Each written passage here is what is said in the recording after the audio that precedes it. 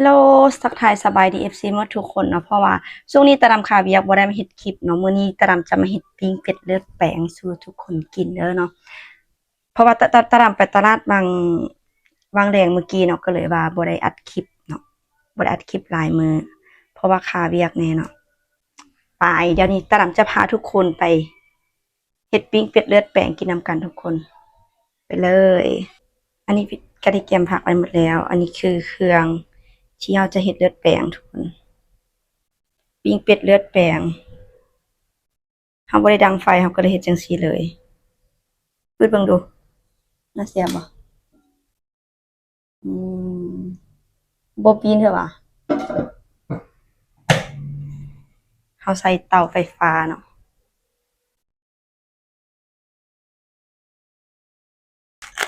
ได้แล้วว่ะมันเห็นเลยเด้อจะมาเฮ็ดเลือดแปลงเลือดคือได้น้อยใช่เนาะมื้อนี้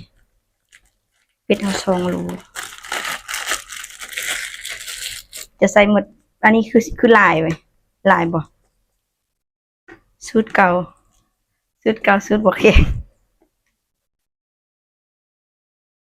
จะใส่ไปเลยทุกคนใส่สูตรเก่าที่เราเคยเฮ็ด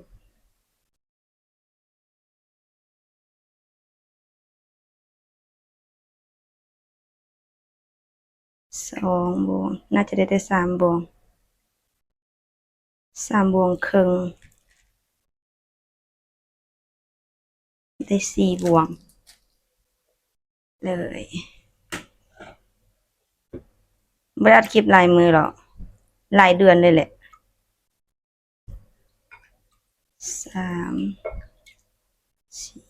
4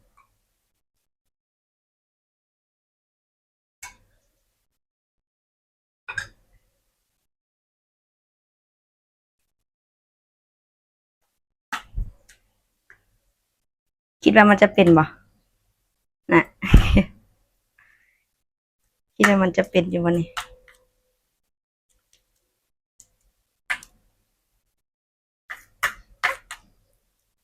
พี่นะมาซูมเอาพี่นะ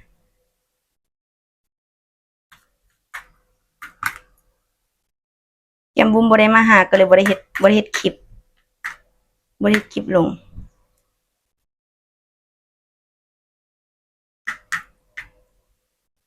เรียบร้อยถ้ามันแข็งป้าผู้ใดป้านบางนาวเฮ็ดจังซั่นอันนี้คือเลือดแปลงเนาะเลือดแปลงเพราะว่าบ่ได้เฮ็ดกินหลายมื้อแล้วก็บ่ได้เฮ็ดคลิปเพราะแกมบุ้มบ่ได้มาหาเด้แล้วก็ต่างคนต่างมีเวียกเด้ช่วงนั้นช่วงประกวดนํกันก็เลยว่ามีโอกาสได้อยู่นํกันก็เลยมีโอกาสได้เฮ็ดคลิปตะดำก็บ่ได้เฮ็ดคลิปหลายมื้อบ่ได้ลงคลิปเลยแหละบางเทื่อ FC คิดฮอดเนาะอันนี้คือผักที่เฮาเกี่ยมได้ผักใส่เลือดแปลงแน่แล้วก็จะเป็นผักที่เฮาจะกับปิ้งเป็ดไปมันไปเบิ่งปิ้งเป็ดมึงขี่ม้าย่างมาเลยบอกเอ้าไฟดับบ่เอาเดี๋ยวได้อยู่อันนี้คือปิ้งเป็ดเฮามันจะเป็นแห้งๆจังซี่ปิ้นแล้วว่ะบ่ปิ้นเถอะปิ้นเลยเนาะมันคือว่าแห้งปะเฮาล่ะน่าแซ่บบ่ทุกคนเด้โอ้ยตายมันคือเป็นจังซี่สิได้กินอยู่ว่ะเอ้ย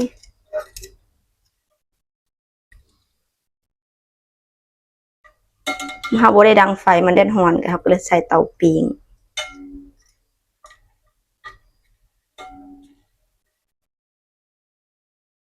นี่ถ้าอีกถึงประมาณ10-20นาที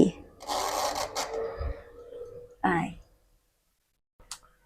เฮามาเบิ่งเลือดแปลงนำกันทุกคนว่าตอนนี้เลือดแปลงที่ตะดำเฮ็ดจะแข็งบ่เนาะจะข้ามบ่ทุกคน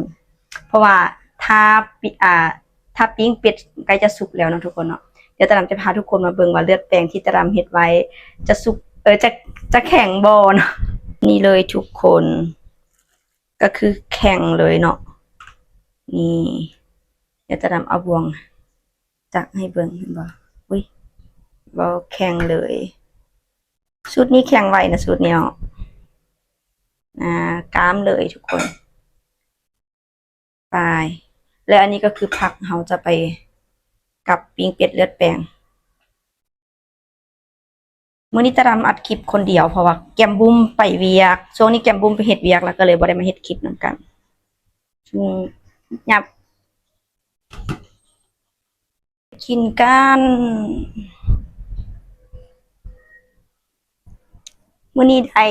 ปิ้งเป็ดเลือดแปลงผักแซ่บบ่ทุกคนตะรำบ่ได้เฮ็ดคลิปหลายมื้อเลยเพราะว่าช่วงนี้ค่าเวียกนี่คิดฮอด FC หมดทุกคน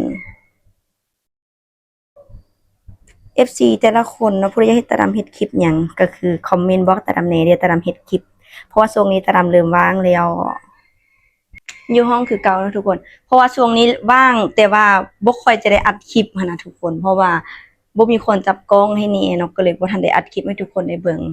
เพราะว่าช่วงหนึงก็ค่าเวียกก็บ่ได้เฮ็ดคลิปแล้วก็แก้มบุ้มก็บ่ได้มาหาเดะตะรำกับแก้มบุ้มบ่ได้อยู่นำกันก็เลยบ่มีผู้ใดเฮ็ดบ่มีผู้ใดเฮ็ดคลิปนำเนาะช่วงนี้เริ่มว่างแล้วก็จะให้เริ่มมาเฮ็ดคลิปให้ทุกคนได้เบิ่งเดี๋ยวตะรำไปเที่ยวอยู่ไสตะรำจะอัดคลิปให้ทุกคนได้เบิ่งเลยทุกคนเดี๋ยวไปเบิ่งนำกันว่าปิ้งเป็ดเฮาสุกแล้วมากินนำกันทุกคนทักทายสบายดีทุกคนเนาะ FC อยู่ต่างประเทศแล้วก็อยู่ประเทศลาวเนาะทุกคนเนาะปิ้งเป็ดสุกแล้วนะแซ่บทุกคนเลือดแปลง